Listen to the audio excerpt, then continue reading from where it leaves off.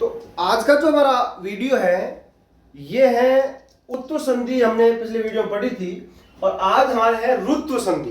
देखिए, रुत्व संधि का नियम और रत्व संधि दोनों का मतलब एक ही होता है। रुत्व और रत्व एक ही बात होती है।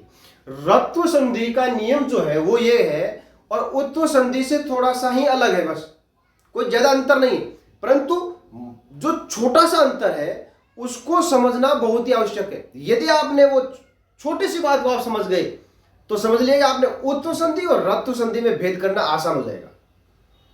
और वो नियम क्या है देखिएगा, यदि विसर्ग से पहले अभिन्न स्वर हो तो, देखिए कितना माइनर मिस्टेक कर रहे हैं। अभिन्न स्वर हो तो यानी अ से अलग कोई स्वर होना चाहिए। उत्व संधि में क्या था?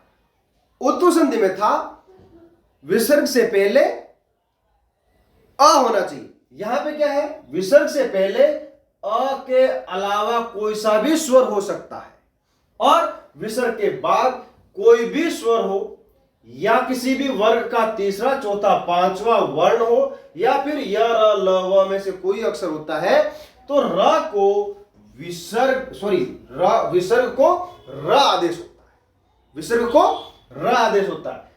तो दो चीजें याद रखनी है आपको।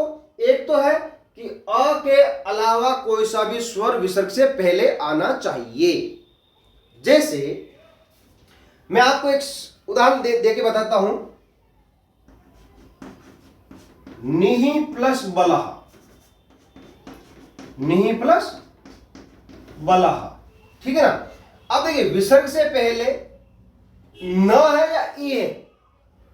आप कहेंगे सर न दिख रहा है हमें, गलत।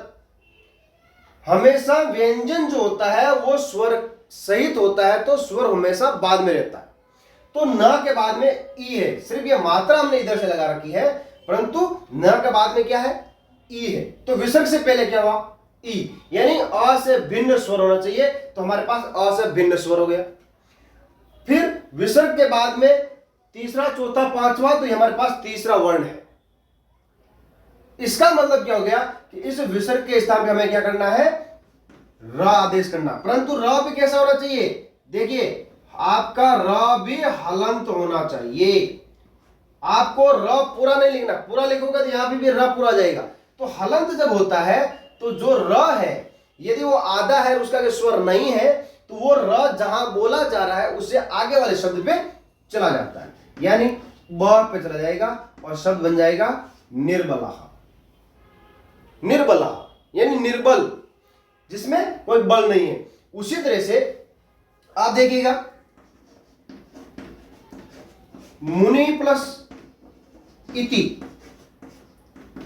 क्या बनाएंगे हम, मुनि रीति। अब आप कई बार एग्जाम में हम गलती कर देते हैं, मुनि रीति मुनि प्लस रीति कर देते हैं और आंसर हम करके आ जाते हैं, परंतु यहां पे ई की मात्रा, ई की मात्रा, ई की मात्रा, 3 बार मात्राएं हैं।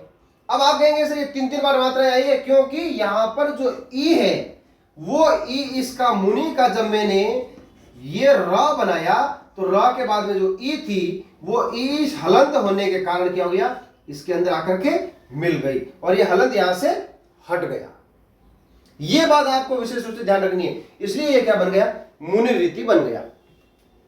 आगे देखिएगा, जैसे वधु प्लस इव, यानी वधु के समान, वधु प्लस इव क्या बन जाएगा, वधुरिव। क्या बन गया, वधुरिव। क्यों बन गया, क्योंकि विसर्ग से पहले उ है तो अभिन्न स्वर है। तो आपको इतना सा याद रखना है। एग्जाम्पल्स के लिए आप हमारे बाकी चीजें भी देख सकते हैं, हमारा ब्लॉग भी चलता है, वहां पर भी आप जाकर के इसको देख सकते हैं, जहां पे है कि संस्कृत का खजाना, तो वहां पर भी आप इसको देख सकते हैं। काफी सारे एग्जाम्पल्स होते हैं। परंतु मैथमेटिक्स में जिस प्रकार से हम किसी भी फॉर्मूले को याद रखते हैं, उसी तरह से संस्कृत की ग्रामर के अंदर भी हमें क्या याद रखना है, सिर्फ उसका फॉर्मूला याद रखना है, उसका नियम याद रखना है। और नियम है कि अ से भिन्न स्वर हो और विसर्ग के बाद में किसी भी स्वर, कोई भी स्वर हो, या फिर किसी भी वर्ग का तीसरा चौथा पांचवा वर्ण हो, या फिर य र ल व हो, तो हम विसर्ग के स्थान पर र आदेश कर देते हैं। चाहे कोई सा भी शब्द दे दे आप कर सकते हैं। जैसे मान लीजिए मैंने लिखा गुरोह भवति। अब आप कहेंगे सर अभी तक आपने उदाहरण बताया नहीं, ये कहां से करेंगे क्या? विसर्ग से पहले क्या है? ओ, और विसर्ग के बाद में क्या है? ब। कौन सा वर्ग है? चौथा वर्ण। पे वर्ग का चौथा वर्ण है, तो क्या बनाएंगे हम? इसका रा बना देंगे, तो क्या बन जाएगा ये? गुरोर भवति।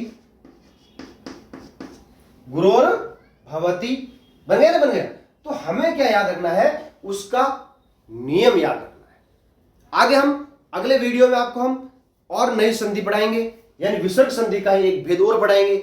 आप हमारी वीडियोस को देखते रहिए। चैनल को सब्सक्राइब अभी भी नहीं किया हो तो सब्सक्राइब कीजिए। Thank you.